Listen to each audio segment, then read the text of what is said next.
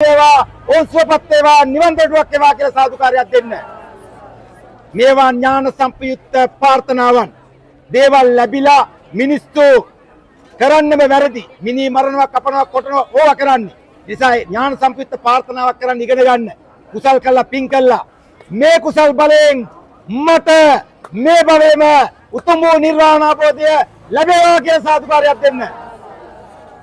නිවන් දක්නා ජාත් දක්වා මේ යන සසර ගමනේ උපදින ආත්මවල උතුම් බුද්ධාත්මාත කාලයක උප්පත්තිය ලබත්වා කියලා සාදුකාරයක් දෙන්න. දලදා හාමුදුරුවන් වැඳ පුදා ගන්න යන පින්වතුන් පින්වතියන් ලක්ෂ ගණන් මේ පෝලිම් වල ඉස්සරහට ඇදෙනවා. ඉතින් ඒ අයගේ හිතට ධෛර්යයක් ලබා දෙන්න.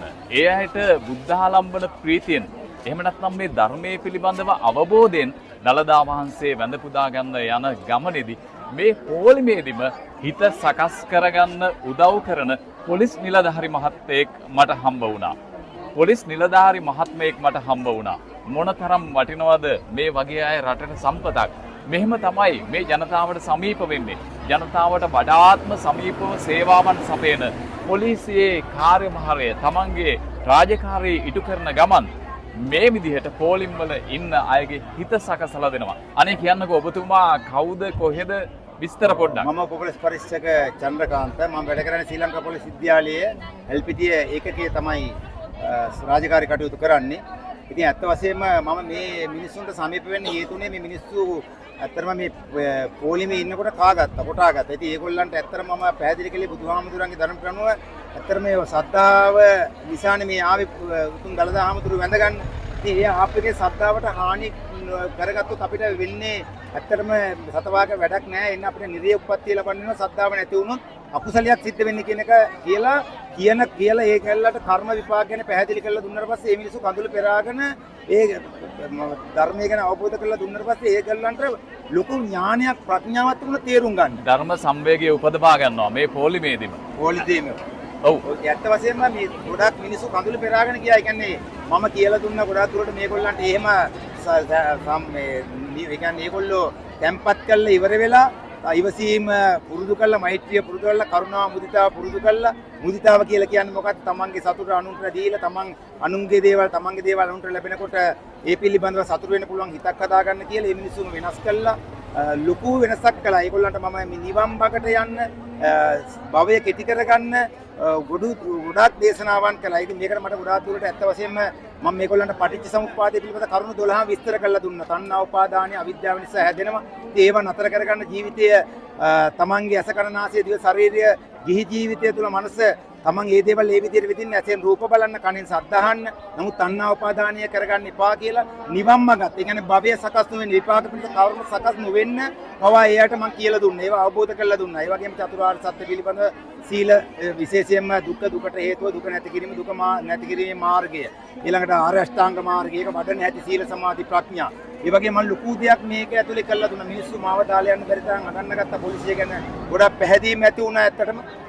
ඉතින් මේක ඇත්තටම ලොකු දෙයක්. මම ශ්‍රී ලංකා පොලිස් විද්‍යාලයට එන සියලුම පුහුණු නිලධාරීන්ට පන්සිල් වල ඉඳලා පවා ඉතින් කයින් වචනයෙන් වෙන අකුසල් ටික පිළිබඳව පැහැදිලි කරලා දීලා උන් එළියට දාන ලොකු දායකත්වයක් ලබනවා. මට ඒක ලොකු සහයෝගයක් දෙනවා CI බස්නායක ප්‍රධාන පොලිස් පරීක්ෂක බස්නායක මහත්මයා එල්පිටියේ පොලිස් විද්‍යාලයේ ස්ථානාධිපතිතුමා.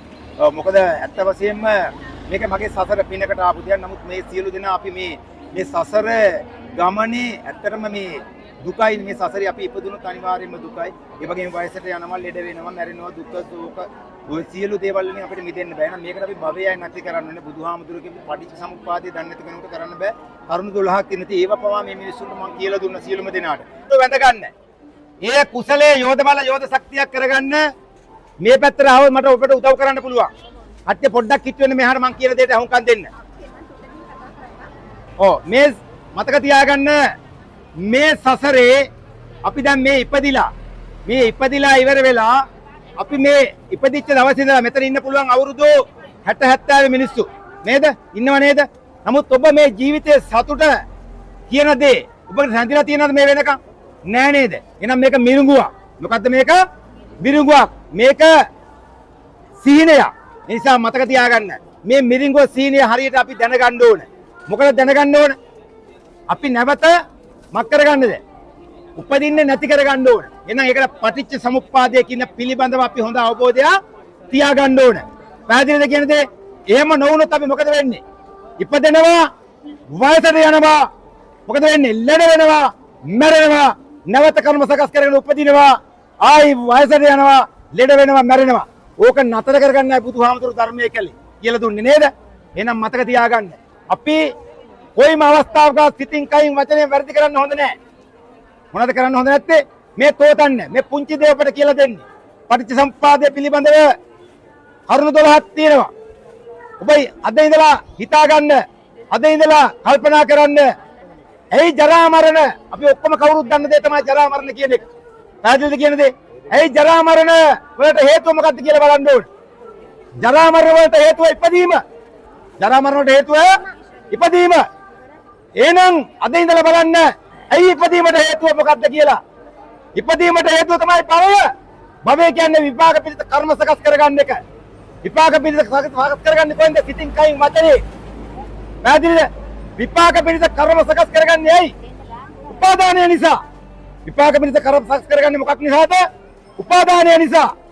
ඇයි උපාදානය වෙන්නේ? තණ්හාව නිසා. ඔය විදිහට විමසන්න ඕන. එහෙනම් ඔබගේ ජීවිතේ මට වැඩි කාලයක් නැහැ. ඔබගේ ජීවිතේ තණ්හා උපාදානය ගතිය අවිද්‍යාව නිසා ඇති කරගන්න නැතුව කටයුතු කරන්න පුළුවන් නම් මොකද්ද නැති වෙන්නේ? භවය කර්ම හැදෙන්නේ නැහැ. හැබැයි විපාක පිණිස කර්ම හැදෙනකොට භවය හැදෙනකොට උප්පත්තිය ලබන්නේ මතක තියාගන්න මේ ඔබට ලැබිච්ච පුංචි අවුරුදු 50ක් 60ක් වෙච්ච මනුෂ්‍යාත්ම නෙවෙයි. විඥානය පිටන්නේ ඔබ උපාදානය කරගත්ත දෙන. ඔබ උපාදානය කරගත්ත මේ දරුවා නම්, ඔබ උපාදානය කරගත්ත මේ අම්මා නම්, ඔබ උපාදානය කරගත්ත මේ තාත්තා නම් ඔබට වෙන්නේ එතන වෙන්න. උපදින්න වෙන්නේ එතන. මතක තියාගන්න අති භයානකයි. ඔබ උපාදානය කරගන්න ඔබේ අම්මා. අම්මා උපාදානය කරගෙන ඔබ මැරෙනවා. නැත්තම් පුතා තමන්ගේ අම්මා උපාදානය කරගන්නවා. අම්මා පුතා උපාදානය කරනවා.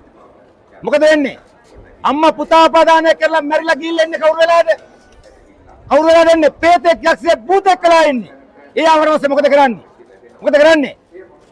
ඉන්න හොඳම කට්ටඩිය ගෙනල්ලා තොවිල කළා බෝතලය ඇතුලට දාලා ගිහිල්ලා මූද දානවා. මගේ අම්මට අවුරුදු දවස ගිහිල්ලා දුන්නේ ඇඳුම් පැළ දුන්නේ නෙවෙයි. ධර්ම දේශනාවක් කළේ පැයක්. පවුලේ ඔක්කොම එකතු කරලා. පැහැදිලිද කියන්නේ? එන මතක තියාගන්න අවිද්‍යාව කියලා කියන්නේ චතුරාර්ය සත්‍ය පිළිබඳ නොදැනීමයි. ඔබට වෙලා නැහැ මට මේ ටික විස්තර කරන්න. ඔබ නමුත් මේ පුංචි යෝධයක් ලැබුවේ පෙර සංසාරේ පිනකට. මේ උතුම් දළදා හාමුදුරුව වැඳලා මේ කුසලයේ තවත් මහත්ඵල මහානිසංසකෙන්න. තමන්ට වාසනාව ලැබුණේ පෙර පිනකට. මාව ඔබට හම්බුනේ පෙර පිනකට. පැහැදිලිද?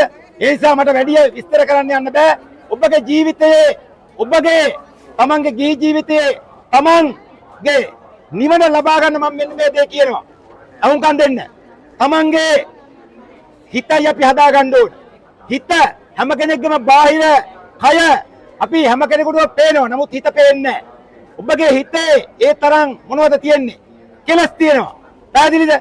අම්මගේ හිත පුතාටවත්, පුතාගේ හිත අම්මටවත්, අම්මගේ හිත තාත්තටවත්, තාත්තගේ හිත අම්මටවත් පේන්නේ නැහැ. එහෙම පෙවුනොත් අපිට මෙහෙම හොපන් ඉන්න බෑ. අපි බින්ගයකට ගිහිල්ලා හැංගිලා ඉන්න වෙන්නේ. පැහැදිලිද? ඒ නිසා මතක තියාගන්න තණ්හා උපාදානය කරගන්න එපා. ඇයෙන් රූප දකින්න. තණ්හා උපාදානය කරගන්න එපා. රූප දකින්න. තණ්හාව ඇති කරගන්න එපා. පැහැදිලිද? කනෙන් ශබ්ද අහන්න වෙන්න වගේම තණ්හාව ඇති කරගන්න එපා.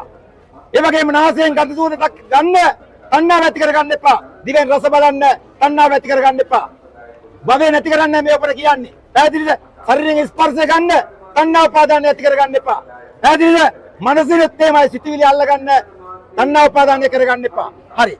සියලුම දෙනාට මේ පුංචියෝ ඔබට ලබා දුන්නේ ධර්මයක්. ධර්මය ඒ කියන්නේ ධර්මය කියලා කියන්නේ තමන්ගේ නිවැරදි වෙන්න ජීවිතය හදාගන්න භවය නැති කරගන්න දෙයක්. ඒ ලබාගත්තා වූ කුසලය. ඒ කියන්නේ ඔබට යම් කිසි දෙයකින් හිත වෙනස් වීමක් වුණාද? මනස වෙනස් වීමක් වුණාද? ඒ කියලා කියන්නේ කුසල් සිතක් පහළ වුණා කියන එක. ඉතින් ඒ නිසා ලොකු ඔබට නිවන් දකින්න හේතු වෙන කුසලයක් ඔබ කරගත්ත අද මේ උතුම් දළදා හාමුදුරුවෝ වදින්න ඇවිල්ලා. එයි ප්‍රථම පින් කොටස උතුම් දළදා වහන්සේට අනුමෝදන් කරමි අනුමෝදන් වේවා කියලා සාදුකාරයක් දෙන්න. ඔබට උතුම් දළදා වහන්සේ වැඳගෙන වැඳ පුදාගෙන නැවත නිවසට කිසිම කරදරයකින් තොරව යන්න මේ කුසල් දෙවියෝ බාර අරගෙන ආශිර්වාද කරත්වා කියලා සාදුකාරයක් දෙන්න. චන්ද්‍රකාන්ත මහත්තයා වගේ අය පොලිසියට විතරක් නෙවෙයි රටටම සම්පතක් රටටම ආඩම්බරයක්. එතුමාගෙන් අපට ආදර්ශ නෙවෙයි පරම ආදර්ශ ගන්න තිබෙනවා. ඒ නිසා බොහොම පින් මේ කරන සත්භාවයට සනේ සාදු සාදු කියලා අපි පුණ්‍යානුමෝදනා කරන්න පුළුවන්. රාජකාරිය දේවකාරියක් කරගෙන මේ මහ ජනතාවගේ හිත දලදා හාමුදුරන් මදින්න යන ගමනේදී සකස් කරලා දෙන මේ චන්ද්‍රකාන්ත මහත්තයාට අපි අනේක වාරයක් පින් දෙනවා. බොහොම ස්තුතියි.